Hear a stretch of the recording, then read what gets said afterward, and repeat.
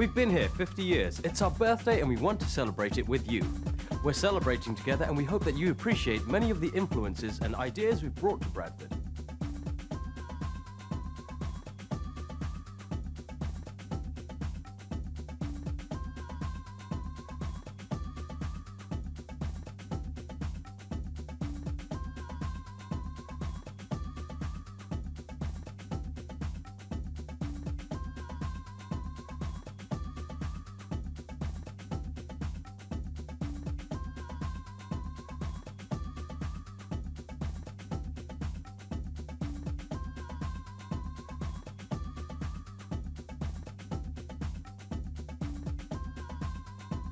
Many people from the Asian subcontinent have been here 50 years.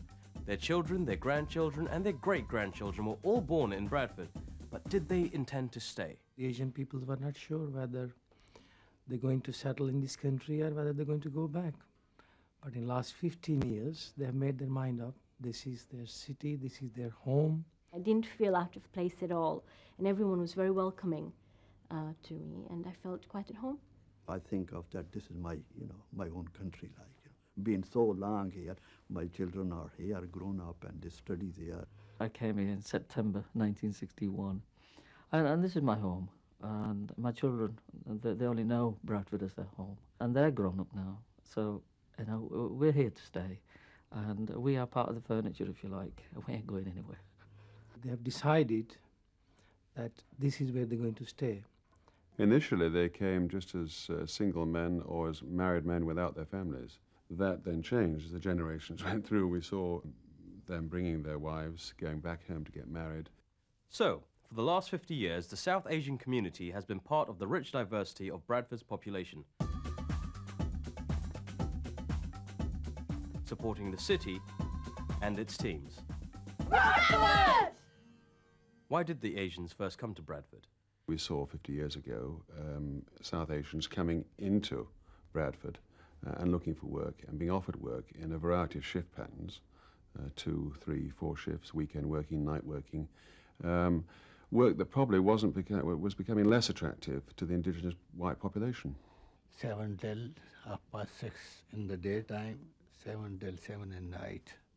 3 days on days and 3 days on nights, multi-shift, Sometimes hard, sometimes easy, Sometimes hard work, sometimes easy work. But we liked, this job. Without the Asian immigrant labour into Bradford, into textiles, the textile industry would have struggled. In the 50s and 60s, the textile industry boomed with some 1,500 mills running in Bradford. Day and night, sometimes 7 days a week. Certainly one of our mills ran 7 days a week for quite a while. Then it changed. There was a mill closure program developed, and so jobs became more difficult. They looked at other opportunities. I have started there the work at 1963 till 91, continuously. And in 1991, I have been redundant, After that, I had no job. As a result of the textile industry declining, the Asian community looked at different jobs as well as setting up businesses themselves. I know a lot of people who were only 25 years ago, who were only in some sort of small grocery shops and small takeaways and things like that. But now, they're all, not all, but quite a number of them have gone into manufacturing business. Some are importing, exporting, and quite a number of successful restaurant businesses. I'm managing Yorkshire Cottage Bakery as well as Kashmir Count Bakery. And between the two, we are employing about 300 people. So there's all sorts of contribution has been made in the last 15 years or so, I would say. We had a grocery shop for 17 years in Bradford, from 1970 to 1987. But now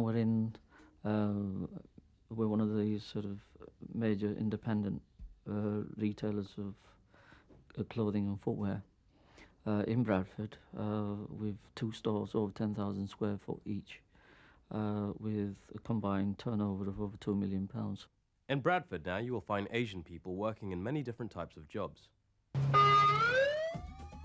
working in the health service, as doctors, or as nurses, in science, or helping shape government services, working in e-commerce, bringing academic ideas to life. Chemical engineering is fascinating because what a chemist can produce in the lab, the chemical engineers are actually making these and making it happen in reality. And some work in medical research. I decided to come back into Bradford and do research on the Asian population, find out what sort of diseases affects them, how their vision changes as they get older, and if those changes are similar to the Caucasian population in Bradford as well, and if that affects their quality of life at all. It's amazing that 50 years down the line, those migrant workers are still coming into the country to do work because there's the skills shortage, and there are a number of jobs in this country that people aren't able to fill. But I think we're looking at more high-skilled kind of jobs now. Teachers, doctors, construction workers, nurses. A lot of those are now coming from different parts of the world, in particular the subcontinent. So when you look at it, 50 years down the line, things haven't really changed. People from other countries give cities and towns a mixture of cultures that they would never have had otherwise. I think Bradford would be a fairly boring place without the Asian community. There's a mingling of cultures in all sorts of different ways.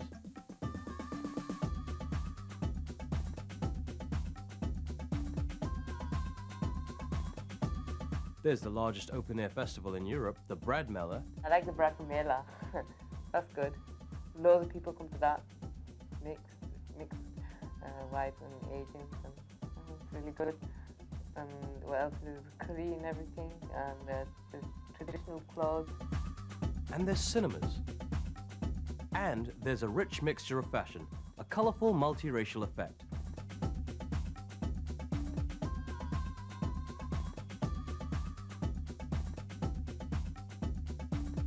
It's changed like the way people act and the way people eat and the way people think now. The Asian community has added a depth of colour to fashion that stems from their traditional dress.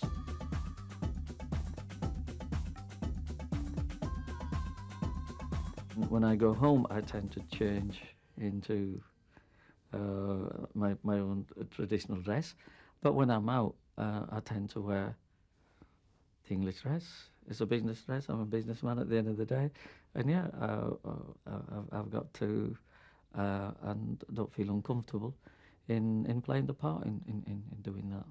And Asian food has had an enormous influence on the British way of eating.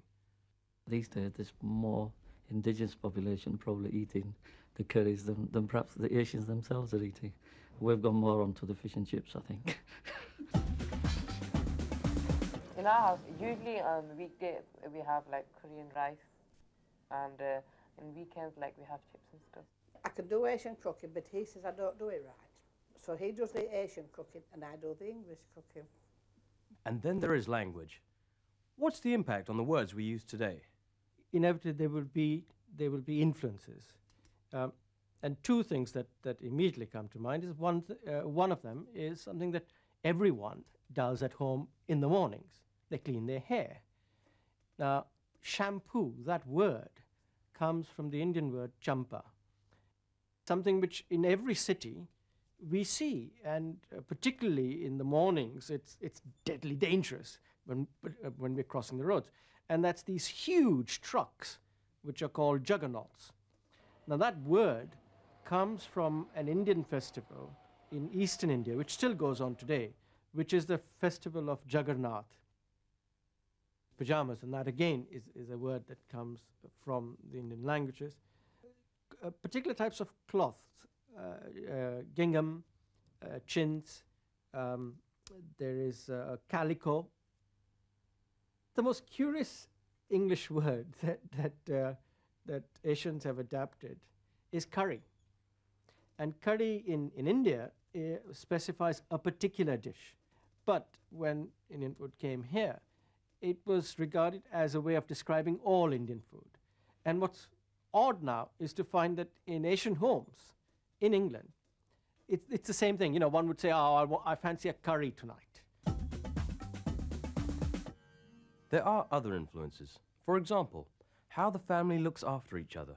when I lived in Bedford, which was a community which has a very strong Asian group. There's no doubt about it that the hallmark of that was that for every Asian family you saw, there was such a clear value putting right at the top, really, of their priorities, the family unit. But communities living together may find areas of conflict. When I first came to England, Bradford, 1961, there wasn't many Asian people around in the city, and there was a total lack of awareness about our backgrounds, our religion, our cultures, the food that we eat. In fact, one of the comments that I used to get, insulting comments in those days, was, "You stink, your food stinks." We were invited over and they worked in the mills, and it wasn't their fault that that didn't continue. Just like an industry going bust today, you know, they're all looking for jobs after that and all competing. And when there's a lot of high unemployment, that's when people tend to get bitter and tend to start looking and picking and sort of thing, and that's when things start falling out, you know. And it's the same in any culture, you know. If there's going to be redundancies at a firm, they all start, that have been friends for years, all start squabbling, you know, start picking at each other, you know. It's no different. 40 years ago, when he arrived, they were able to work, find jobs. As for the children of today, it's a struggle. They're unable to do that. The older generation aren't happy about it. This is all a part of adapting to a changing community. The younger people that have been brought up in this country, I think they've moved on and they've adapted to this society. When my mum was young, there were like loads and loads of riots going on and people wouldn't even do like sit next to Asian people, but now it's just really different. We respect each other. The English and the Asian, they work together, and in most countries that I've been in, they haven't exactly. I mean, if you're a friend, you're a friend. That doesn't matter if you're blue or black or whatever. I think my generation seemed to be a lot more tolerant. Before they lived here, people used to say, oh, we don't want them over here, but now that like Asian people live here, they've changed their mind. How do young Asians see themselves? As Asians or British? I was born in England. I'm a Muslim. I'm British. Pakistan. Bengali. Yeah, English as well. We all have more than one identity, and there are ways in which we're similar to other people and ways in which we are different. 80% of human beings' behaviour is very similar, regardless of which community they come from, the colour of their skin, their religious background, and it's that 20% that's different as a result of their cultural or religious background. We learn to respect it, we learn to understand it, we learn to use it to our own advantages and see it as a positive thing rather than negative.